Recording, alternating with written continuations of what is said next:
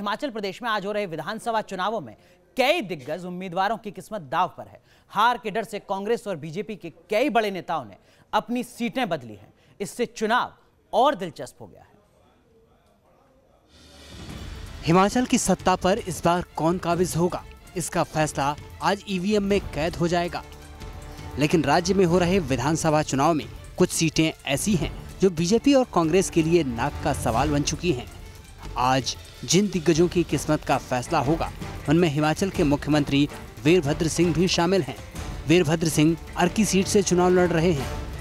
वो 6 बार राज्य के मुख्यमंत्री रह चुके हैं और इस बार भी कांग्रेस के सीएम पद के कैंडिडेट हैं।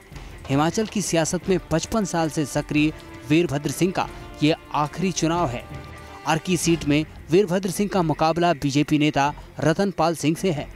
हिमाचल के पूर्व सीएम और बीजेपी के सीएम कैंडिडेट प्रेम कुमार धूमल की सीट पर भी सबकी नजर है। प्रेम कुमार धूमल पहली बार सुजानपुर सीट से चुनाव लड़ रहे हैं। इससे पहले वो हमीरपुर से चुनाव लड़ते आए हैं। सुजानपुर में धूमल को चुनौती दे रहे हैं कांग्रेस के राजेंद्र राणा। वहीं शिमला ग्रामीण से सीएम वीरभद्र सिंह के बेटे विक्रमादित्य सिंह चुनावी मैदान में हैं। पहली बार विधानसभा चुनाव लड़ रहे विक्रमादित्य का मुकाबला बीजेपी के कद्दावर नेता प्रमोद शर्मा से है। हिमाचल की दूसरी वीआईपी सीटों की बात करें, डलहौजी से कांग्रेस की आशा कुमारी चुनावी मैदान में है, तो देहरा से विप्लव ठाकुर कांग्रेस की ओर से चुनाव लड़ रही हैं। कांग्रेस के लिए नादौन सीट से सुखविंदर सिंह सुक्खू तो तरंग से कौल सिंह ठाकुर अपनी किस्मत आजमा रहे हैं। वहीं बीजेपी नेता अनिल शर्मा मंडी से चुनावी मैदान पर हैं, जबकि ऊना से बीजेपी के उम्मीदवार हैं सतपाल सिंह सत्ती। बीजेपी के लिए शिमला शहर से सुरेश भारद्वाज और धर्मशाला से किशन कपूर चुनाव लड़ रहे हैं, जबकि रमेश धवाला ज्वालामुखी सीट से अपनी किस्मत आजमा रहे हैं। जाहिर है 68 सीटों वाले हिमाचल प्रदेश में कौन बाजी मारेगा, ये काफी कुछ इन वीआईपी सीटों की जीत या हार से भी तय होगा। शिमला से विशाल ठाकुर और डलहौजी से शाहनवाज खान के साथ टीम न्यूज़ नेशन।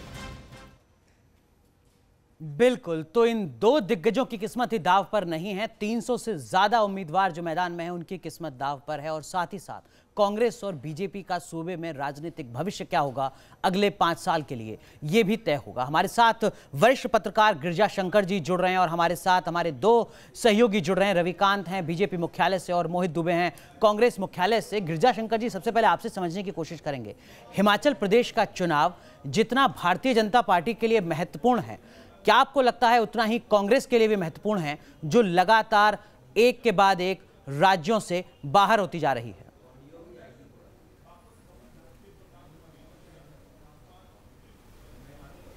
जाहिर है कांग्रेस के लिए, अब बीजेपी किसी पार्टी के लिए चुनाव तो हमेशा महत्वपूर्ण होता है, और खासकर तब अब कांग्रेस विभिन्न राज्यों में लगातार सिमटती जा रही है, वहाँ से उसकी सरकारें हारती जा रही हैं।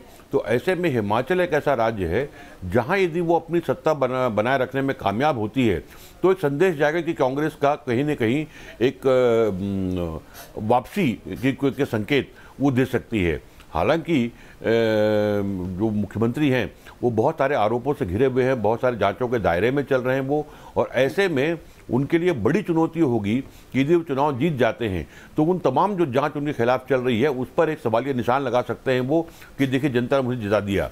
लेकिन दूसरी बात यह है कि कांग्रेस ने इस चुनाव में आप देखेंगे कि हिमाचल प्रदेश को पूरी तौर पर वीरभद्र सिंह के जिम्मे कर दिया है। उनको मुख्यमंत्री का कैंडिडेट डिक्लेयर करने के बाद चुनाव की पूरी जो जिम्मेदारी है, पूरा दारोमदार है, उनके ऊपर छोड़ दिया गया है। जिस तरह से मोदी या अमित शाह या बहुत से बड़े नेता चुनाव प्रचार में बीजेपी के लिए गए, कांग्रेस के वैसे बड़े नेता कोई वहां चुनाव प्रचार के लिए नहीं गए हैं।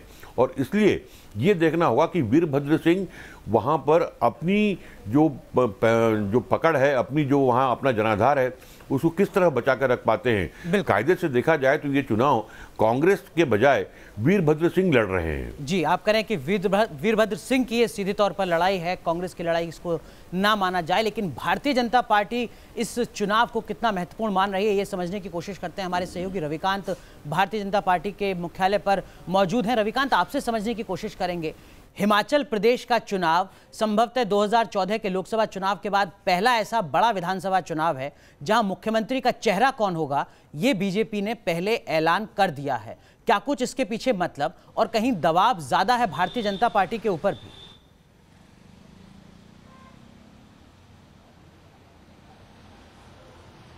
देखिए अनुराग, नोटबंदी के बाद जब 2 राज्यों में विधानसभा चुनाव हुए, उत्तर प्रदेश और उत्तराखंड में, और भारतीय जनता पार्टी वहां पर बम्पर बहुमत से जीती, तो बीजेपी ने ये कहा कि जनता ने नोटबंदी पर मुहर लगा दी, क्योंकि भारतीय अर्थव्यवस्था को लेकर लगातार सवाल उठाए जा रहे हैं।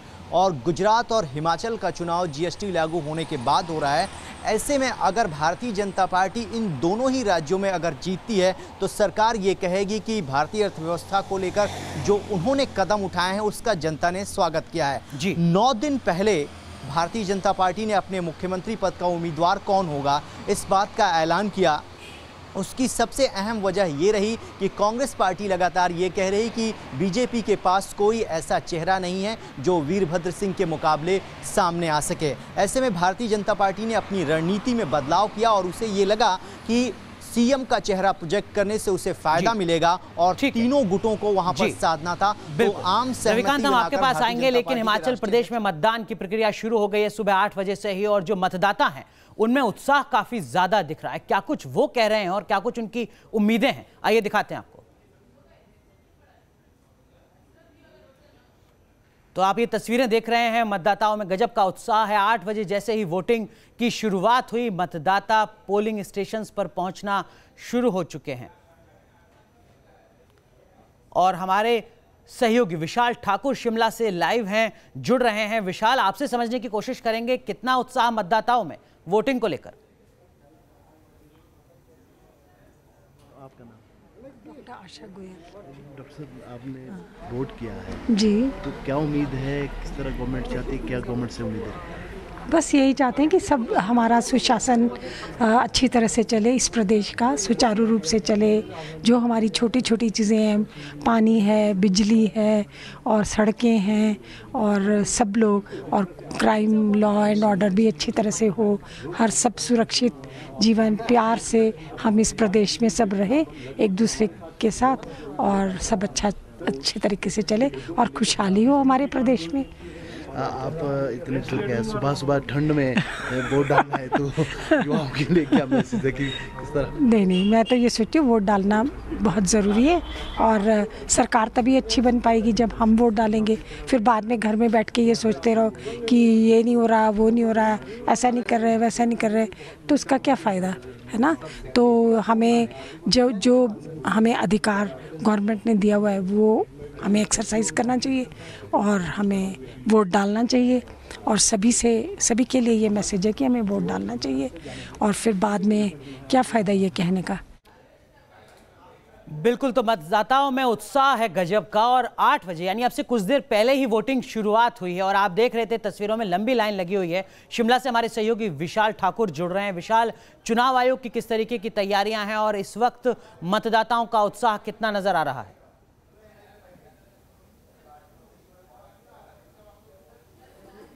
जी बिल्कुल, अगर हम चुनाव आयोग की बात करें तो उन्होंने पूरी तैयारियां जो है ठीक ढंग से की हुई हैं। अगर हम बात करें, हिमाचल प्रदेश में पहली बार वीवीपैट मशीन का जो है इस्तेमाल किया जा रहा है, साथ ही महिला बूथ यहां पर बनाए गए हैं, और दूसरी बात है हर जो बूथ है वहां पर सीसीटीवी लगाए गए हैं। तो चुनाव आयोग ने पूरी तैयारी यहाँ पर कर ली है। अगर हम बात करें सुबह 8 बजे की, तो यहाँ पर वोटिंग का जो सिलसिला है वो शुरू हो गया है। कई लोग जो है वोट डालकर यहाँ पर आए हैं। एक मैम हमारे साथ जुड़ी हुई हैं, किस मुद्दे को लेकर जो है आज आपने वोट किया है?